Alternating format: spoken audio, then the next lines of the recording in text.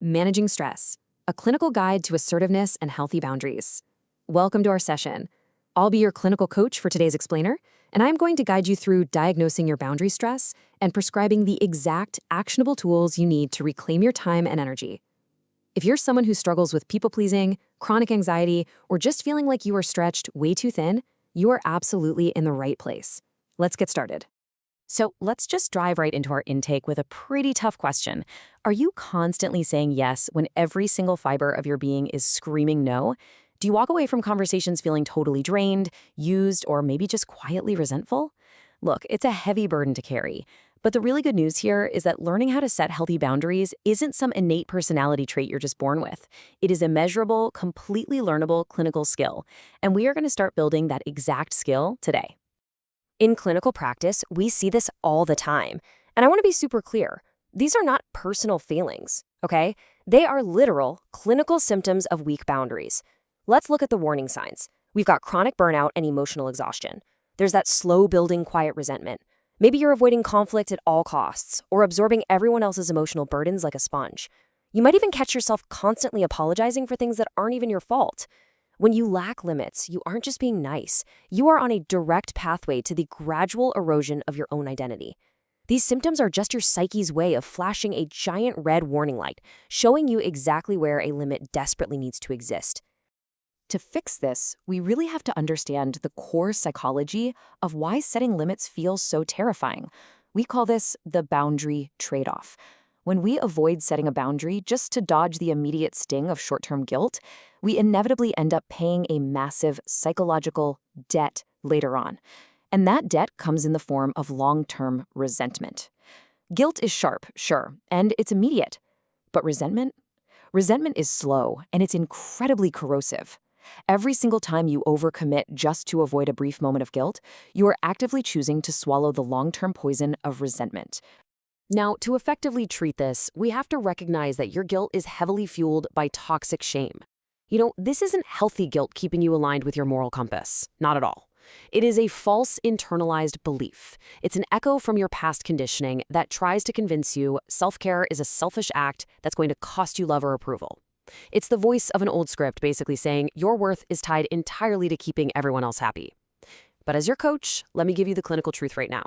Selfishness is taking more than your fair share. Protecting your own needs so you actually have the energy to give to others, that is simply sustainability. What's really cool about the communication continuum is how it visually maps out our whole treatment plan. Our goal is to pull you completely out of that passive zone, where you feel walked all over, and guide you straight into the assertive middle ground. That's the sweet spot where both your needs and their needs are equally respected. And notice how assertiveness is definitely not aggression. Aggression is forcing your will onto someone else while totally ignoring their needs. Assertiveness, on the other hand, is simply standing your ground in a calm, clear, and highly respectful way. Reframing what you actually want requires some clinical precision. We need to move from a vague wish to a clear boundary. A vague wish is saying something like, I need more space, or I need you to be less demanding. Honestly, that's just hoping for the other person to have a personality transplant.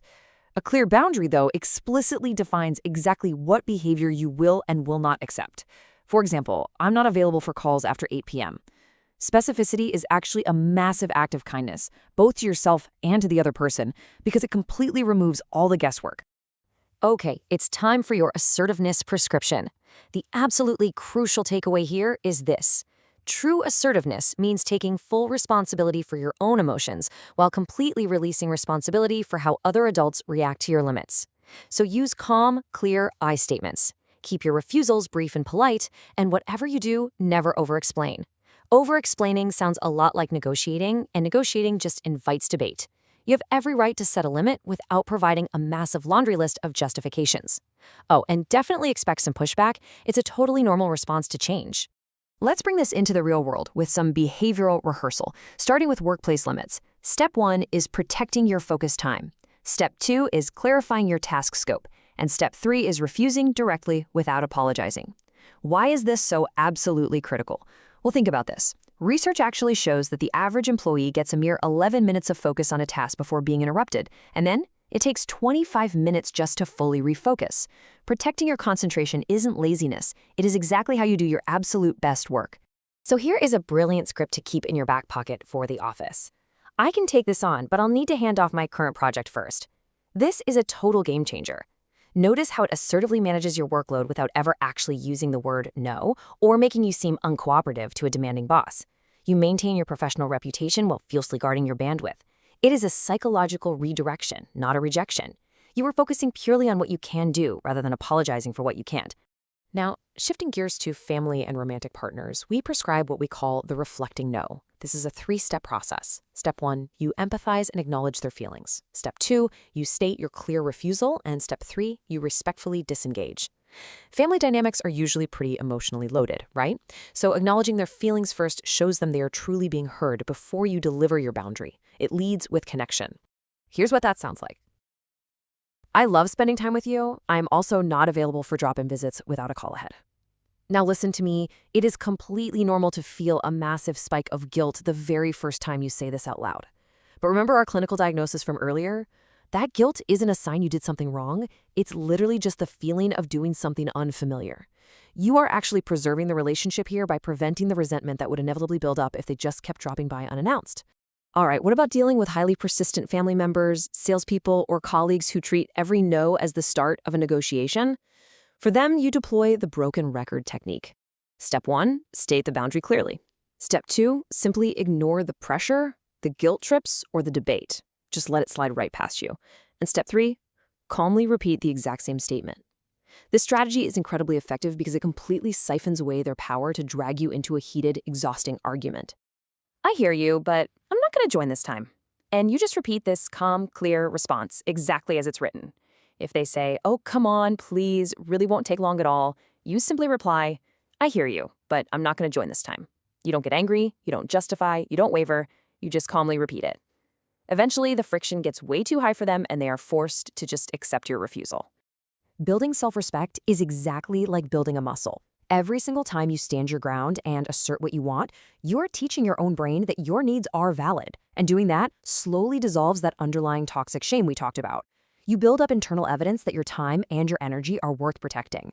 Over time, I promise you, that initial wave of guilt naturally starts to fade away and genuine, grounded self-respect grows right up in its place. Moving on to managing the prognosis. I've got to be totally real with you as your clinical coach. People are absolutely going to test your new limits. When they do, and when they inevitably get upset about it, you must practice emotional detachment, not complete disconnection. Emotional detachment means you can say, I see this is really upsetting for you, and I trust you'll find a way to work through it. You allow them to be upset without rushing in to rescue them or fix it for them. You hold space for their reaction, but you absolutely do not carry the responsibility of managing it. When you finally stop taking responsibility for everyone else's emotions, you empower them to grow and you free yourself up to live authentically.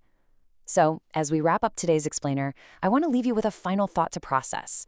Are you ready to endure just a little moment of healthy discomfort today to save yourself from an entire lifetime of resentment? Seriously, where are you going to draw your first line? Think about it, practice it this week, and take your life back.